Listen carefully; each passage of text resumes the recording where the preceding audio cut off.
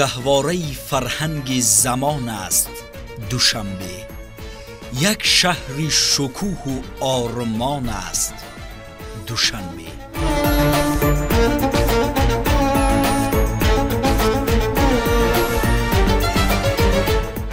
دوشنبه مرکز بزرگ فرهنگ و تمدن اصیل تاجیک.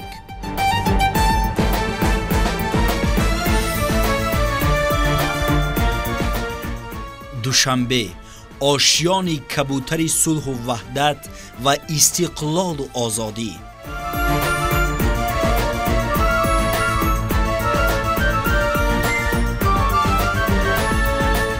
دوشنبه شهر آرمان و هوس، سیرگاه هزاران مهمان و جهانگردان.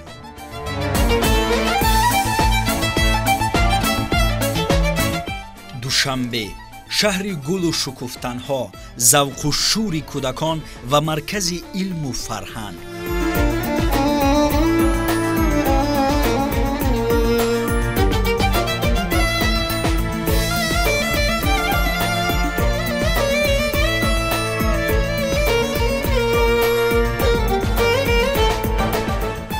دوشنبه قلب تاجیکستان.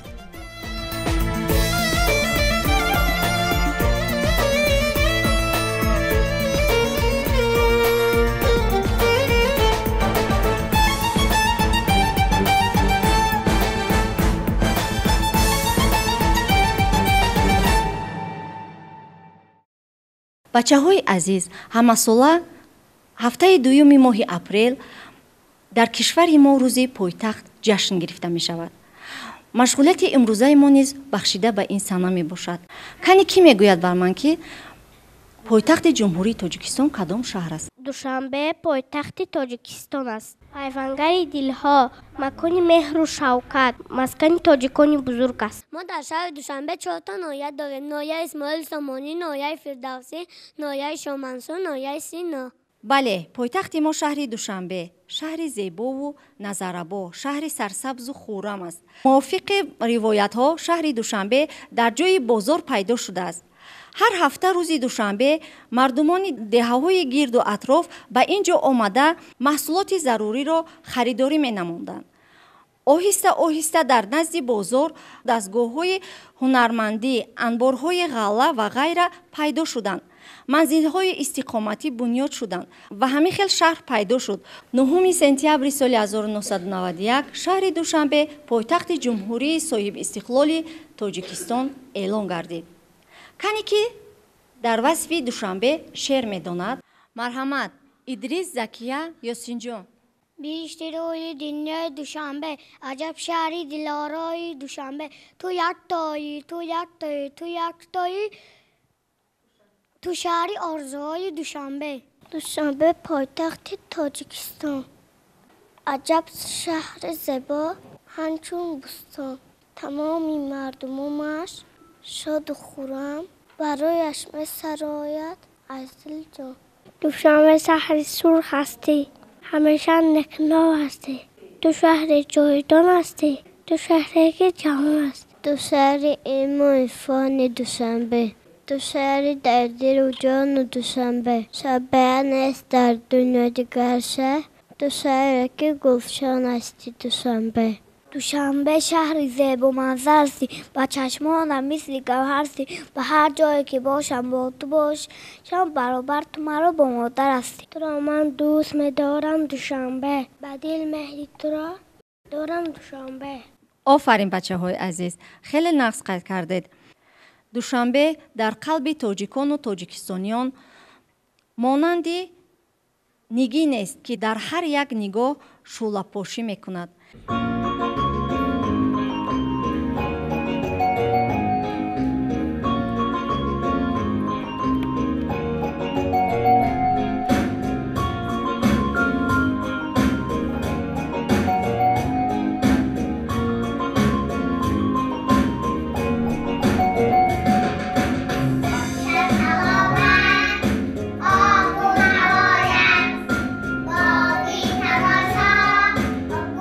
That's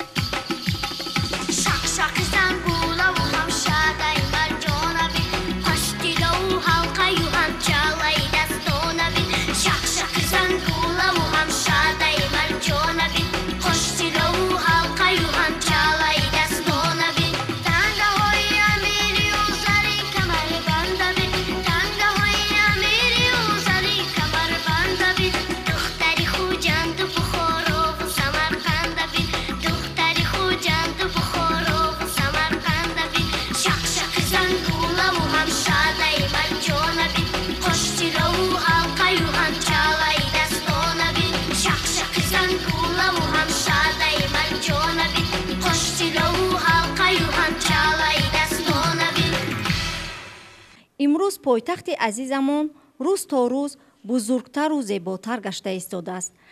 таи солҳои охир дар шаҳри душанбе биноҳои зебои фарҳангиву маишӣ, боғҳои истироҳатӣ ва дигар мавзеъҳои таърихӣ бунёд шудаанд. бачаҳои азиз, дар ин акс шумо чиро мебинед? офарин бачаҳо, хеле дуруст қайд кардед. бачаҳо, муҷассамаи Исмоили Сомонӣ дар майдони Дӯстӣ ҷойгир шудааст. Он ҷои тамошои тамоми шаҳрвандон мебошад. маҷмӯаи боҳашамат бо аркони бузурги сталактит оро дода шудааст, ки дар болои он тоҷи тиллоӣ диаметраш 5 метр аст. баландии ин иншоот аз сатҳи майдон 43 метр аст. дар дохили он осорхона мавҷуд аст. ана ин расми чи аст? офарин бачаҳо, дуруст гуфтед. китобхонаи миллӣ, ки дар маркази пойтахт бунёд шудааст, ифтихори аҳолии шаҳр аст. бинои 9 ошёнае, ки дар шакли китоби кушода сохта шудааст, дарозиаш 167 метр, баландиаш 50 метр мебошад. дар даромадгоҳи асосӣ 22 нимпайкараи шахсиятҳои фарҳангӣ гузошта шудааст. вақте ки шумо калон мешавед, ба мактаб меравед, ҳатман ба ана ҳамин китобхона омада китобҳоеро, ки ба шумо лозим аст, дастрас намуда илму дониш омӯзед. ана ба ин расм нигоҳ кунед бачаҳо. дар ин расм шумо чиро мебинед? осорхонаи миллӣ. офарин. бале, ин осорхонаи миллӣ мебошад. марти соли 2013 дар Душанбе расман ба фаъолият шурӯъ карданд. осорхонаи миллии Тоҷикистон дар назди майдони Дӯстӣ дар маркази шаҳри Душанбе ҷойгир шудааст. ана ин куҷост бачаҳо? Сирки давлатии ҷумҳурии Тоҷикистон. офарин. мо бо шумо ба сирк рафта будем, а? бале. ба шумо писанд омада буд бачаҳо? бояд гӯям, ки сирки давлатии Тоҷикистон яке аз муассисаҳои фарҳангии дилхушие мебошад, ки дар шаҳри Душанбе ҷойгир шудааст. сирки давлатӣ соли 1929 таъсис ёфта буд. бинои ҳозираи сирк бошад, моҳи декабри соли 1977 бунёд шуда, дарҳои худро ба рӯи мухлисонаш боз кардааст.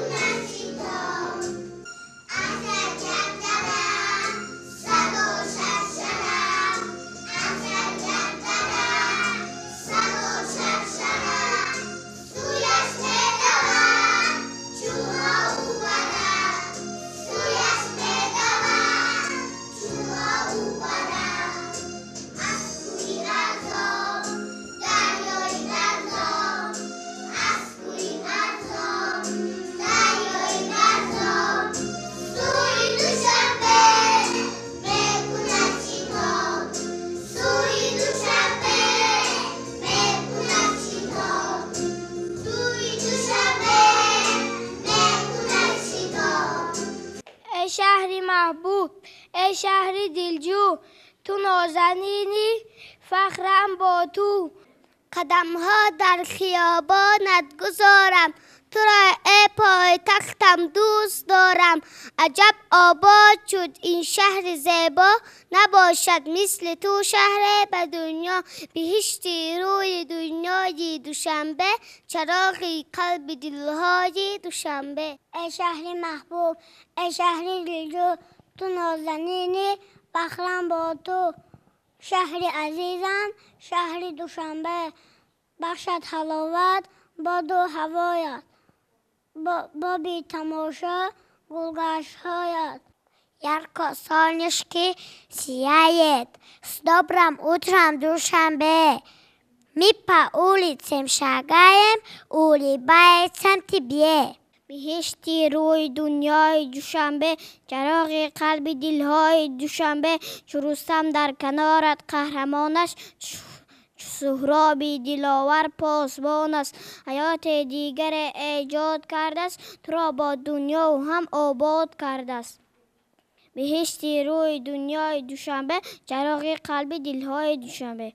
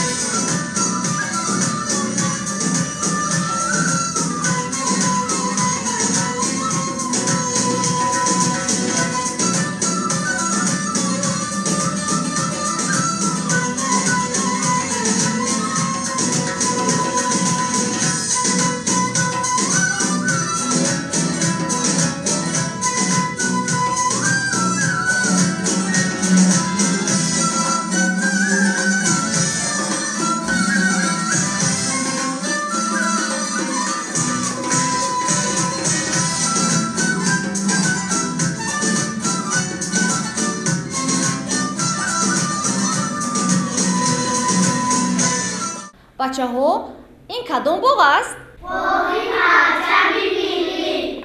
چی طوری گفتیم دوشنبه گلها و باغ‌های زیبا دارد. انا اینجا کجاست بچه‌ها؟ باغی رودکی.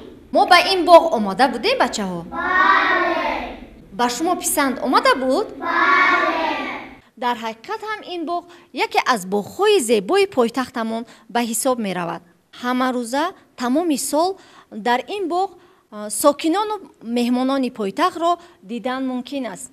باغ رودکی در مرکز شهر دوشنبه در ناحیه اسماعیل سامانی جایگیر شده است. با مناسبت 1150 سالگی ابو عبدالله رودکی باغ نام شاعر نامبرده را گرفت. همچنین در مرکز باغ هیکل همین شاعر قامت افروخته است. در پیش ما رو فصل تابستان انتظار است. من به شما وعده می دهم که یک بار دیگر به آن همین باغ رفته ما سیر و گشت میکنیم. زیرا در این ایام نمودی باغ خیلی زیبا است. باید گویم که چنین جایهای زیبا در دوشنبه خیلی زیادند و ما با شما حتما از آن جایهای تماشاباب پایتختمان دیدن میکنیم. با پیشنهاد من راضی هستید بچه‌ها؟ دوشنبه همچون مرکزی بزرگی تاجیکستان عزیز و صاحب استقلال هر روز و هر ساعت در عین شکفتن هاست. وظیفه ما بچه های عزیز از آن عبارت است که این زیباگی را احتیاط کنیم، خوب و اعلی خوانده انسان های خوب شویم و بهر پیشرفت شهر عزیزمان سهم خود را گذاریم. وعده می دهید که بچه های با آداب شده خوب و اعلی می خوانید؟ من به شما باور دارم. اینجا باشد مشغولیت امروزه ما به آخر می رسد.